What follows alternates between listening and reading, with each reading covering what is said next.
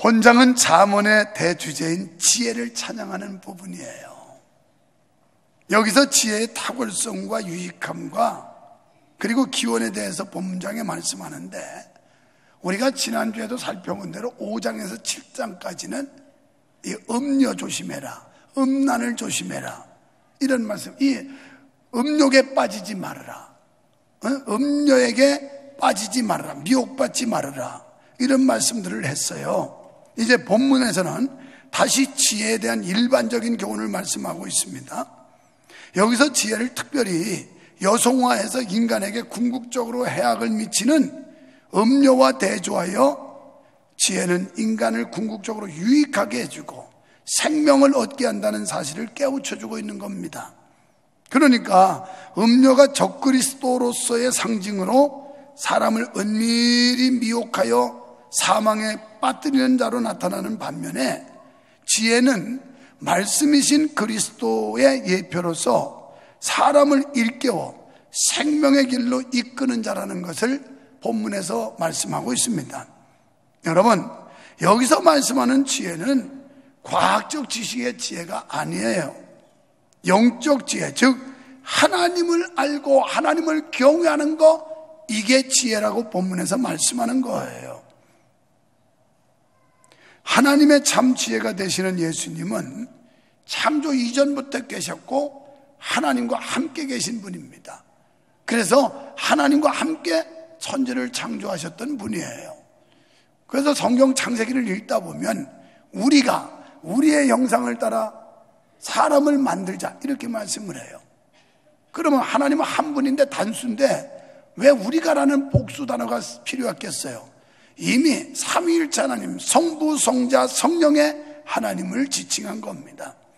본장 35절과 요한복음 1장 4절에서 참 생명은 예수 그리스도 안에 있다는 것을 말씀하고 있어요. 결국 하나님의 참 지혜는 말씀되는 그리스도를 알게 하는 것이고, 또한 그로 말미암아 생명을 얻게 하는 것이라고 말씀합니다. 신약시대에 하나님의 지혜의 말씀이신 하나님이 친히 인간의 몸을 입고 이 땅에 오세요. 그리고 그리스도로 오셔서 하나님을 보여줍니다. 예수님이 이 땅에 오심으로 하나님이 어떤 분인가에 대해서 직접 눈으로 확인할 수 있도록 보여주셨어요. 성경은 하나님 지혜의 실체인 그리스도를 아는 자를 지혜로운 자라고 했습니다. 이걸 모르는 사람은 반대로 어리석은 사람이라는 거예요. 그러니까 여기 예수 믿고 하나님께 예배하러 온 여러분은 정말 지혜로운 분이라는 거예요. 옆에 분 보고 당신은 지혜롭습니다, 존경합니다, 당신의 지혜를 존경합니다. 요한복음 14장 1절에 보니까 하나님을 믿는 것은 곧 나를 믿는 것이다, 이런 말씀을 해요.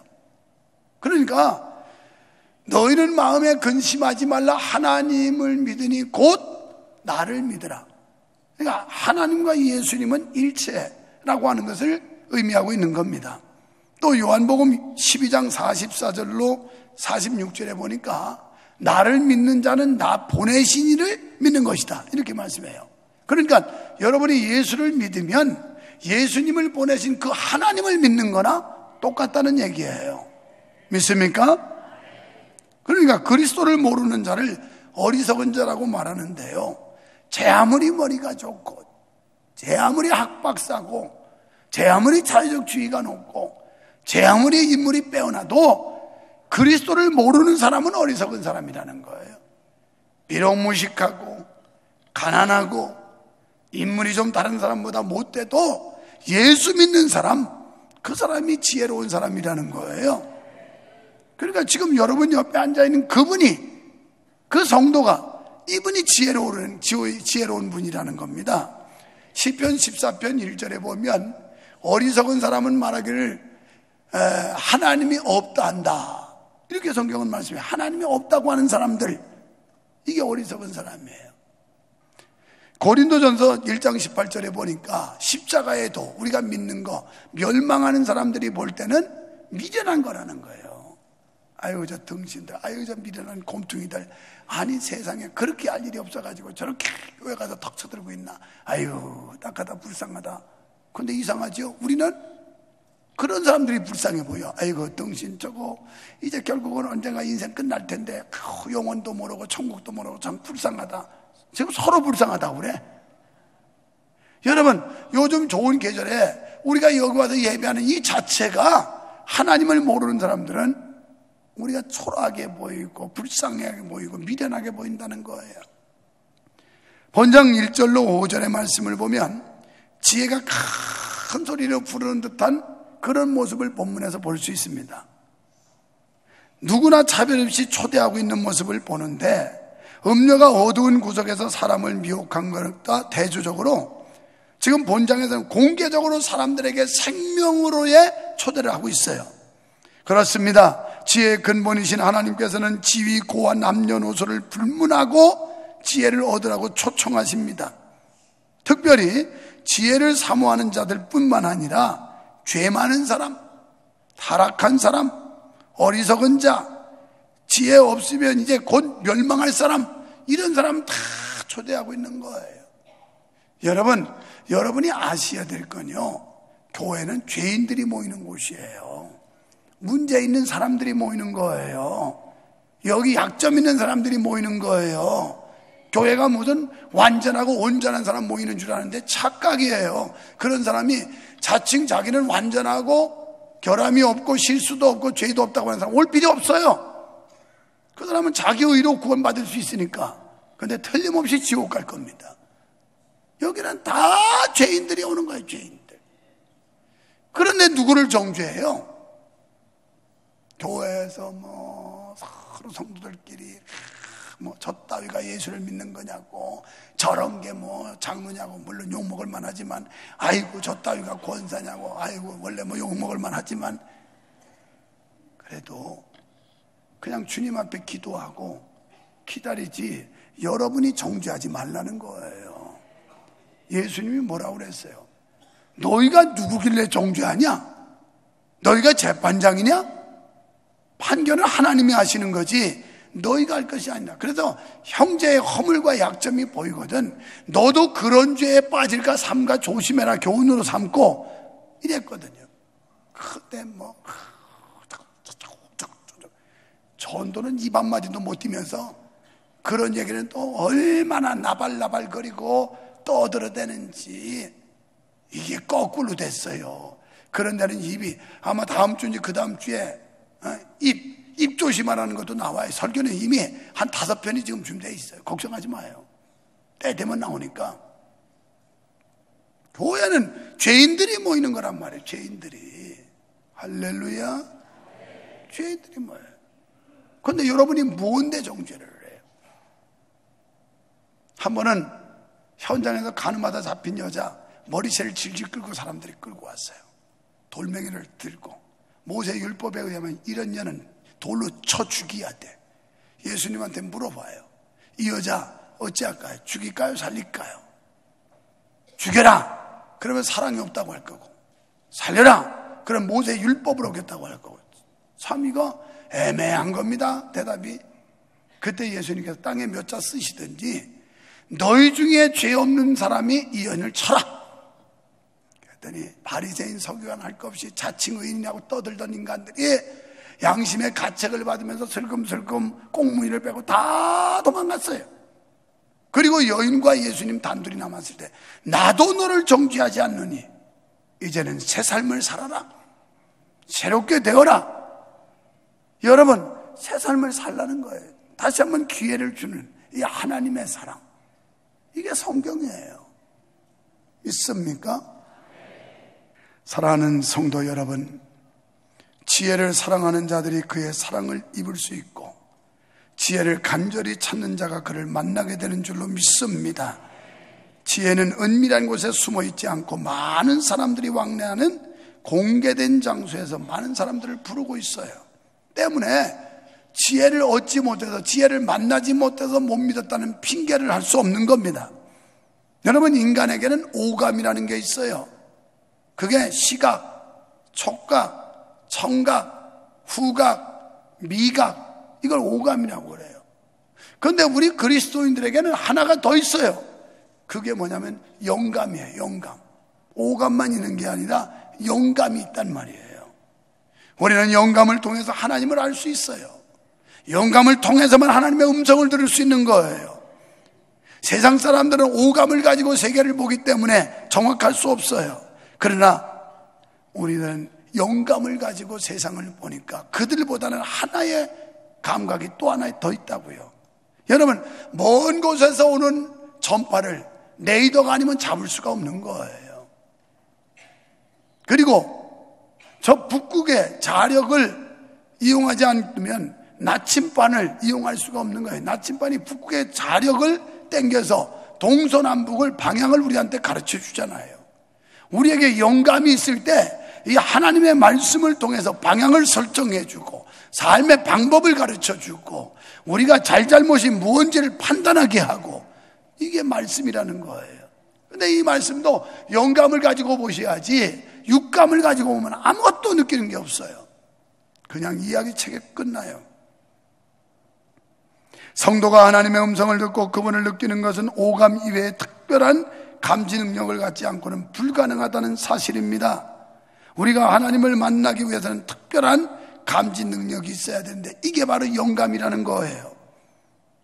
자, 먼저 마음이 밝고 명철해야 됩니다. 하나님을 만나려면 마음이 밝고 명철해야 돼요. 5절에 보면 지혜가 사람들을 부르며 명철하고 마음이 밝을지니라 이러면서 외쳐요. 이사야 58장 1절에 크게 외쳐라, 아끼지 말라. 내 목소리를 나팔같이 울려 내 백성을 깨우쳐라 그랬습니다. 그럼 명철과 밝음은 누구에게 속한 것일까요? 12절과 14절에 보니까 이건 하나님께 속했다는 거예요. 그분의 말씀을 받을 준비가 되어 있는 사람들은 명철과 밝음을 소유한 자들인 줄로 믿습니다. 여러분, 밝고 명철한 자들은 선입견이나 편견에 사로잡히지 않아요. 그래서 여러분이 언제나 좋은 생각, 건강한 생각, 이런 생각 가지시기를 축원합니다. 열린 마음으로 정직하게 말씀을 듣는다고 9절에 말씀했어요. 보통 하나님을 부인하는 사람들의 마음속에는 이미 하나님이 없다는 생각으로 꽉 찼어요. 그런데 그들의 그 죽은 마음속에는 하나님이 역사하지 않아요.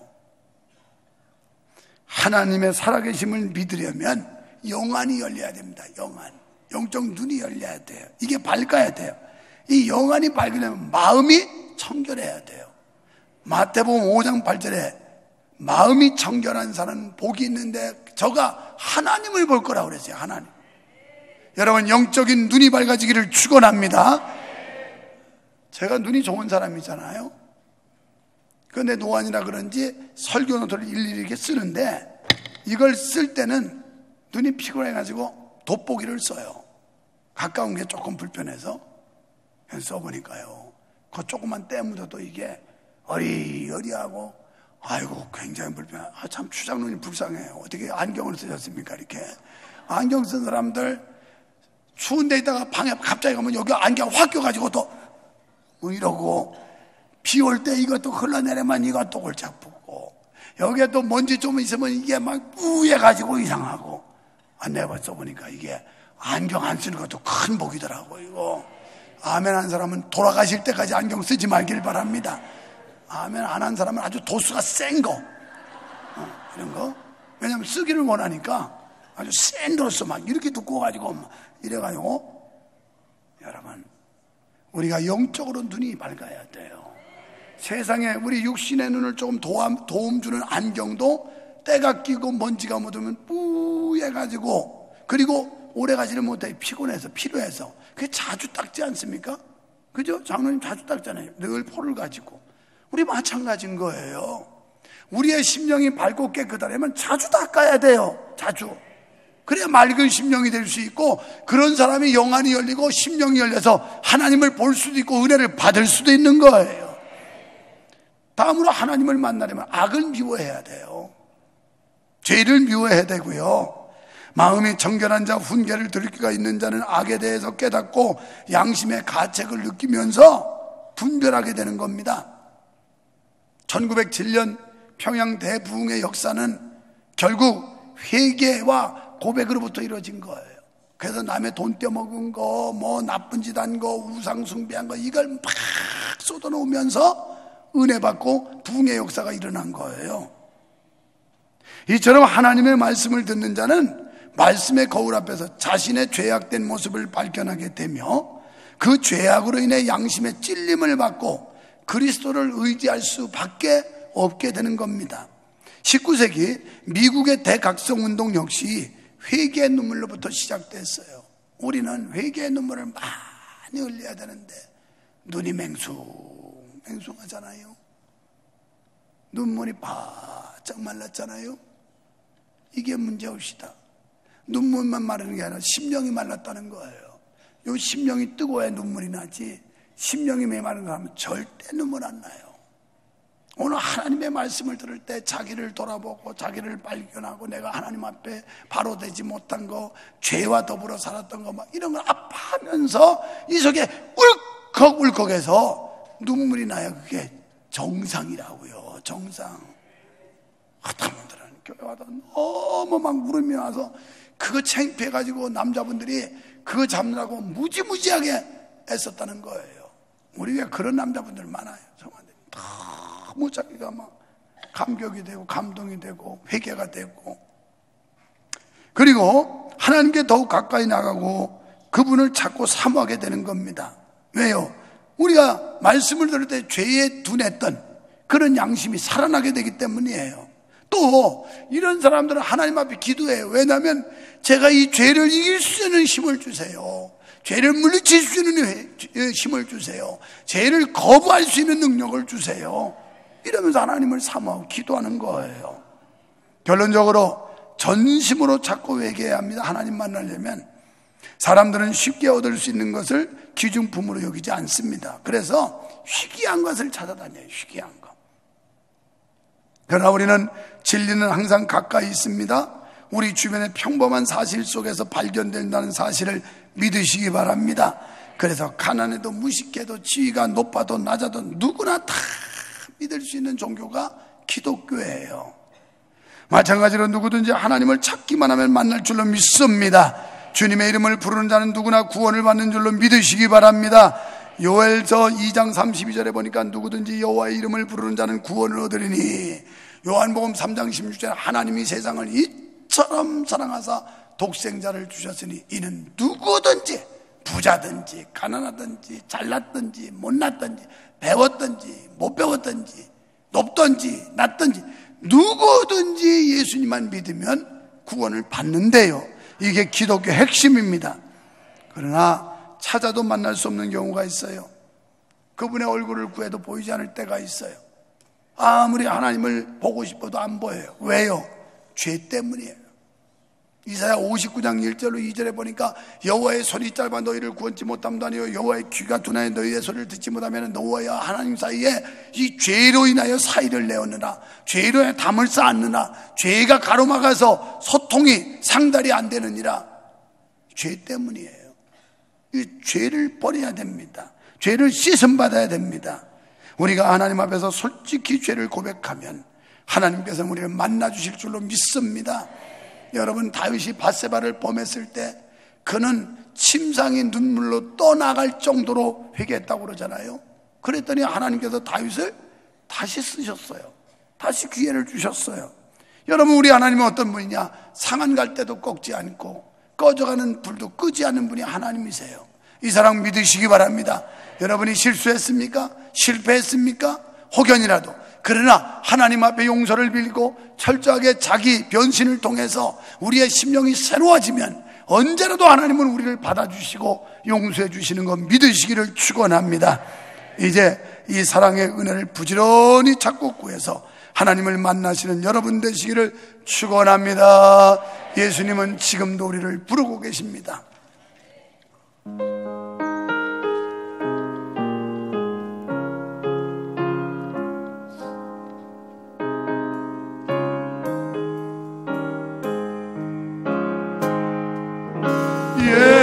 예수가 우리를 부르는 소리 음성 부드러워 문 앞에 나와서 사면을 보여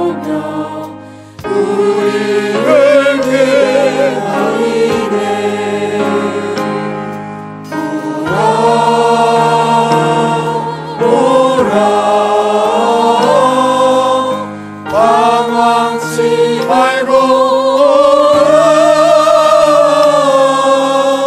죄 있는 자들아 이리로 오라. 주 예수 앞에 오라.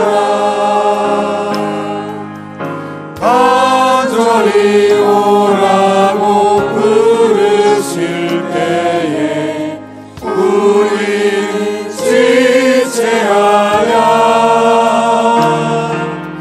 주님의 은혜를 외안히 받고 모두를 제하려나. 오라 오라. 방황치 말고 오라. 죄 있는 자들아 이리로 오라. 주 예수 앞에 오라. 세월이 살같이 빠르게 지나 쾌락이 끝이 나고 사랑의 그늘이 너와 내 앞에 들리며 가리우네. 오라 오라. 방황치 말고 오라. 죄 있는 자들아 이리로 오라. 주 예수 앞에 오라. 우리를 위하여 예비해 두신 영원한 집이 있어. 죄 많은 세상을 떠나게 될 때 영접해 주시겠네. 오라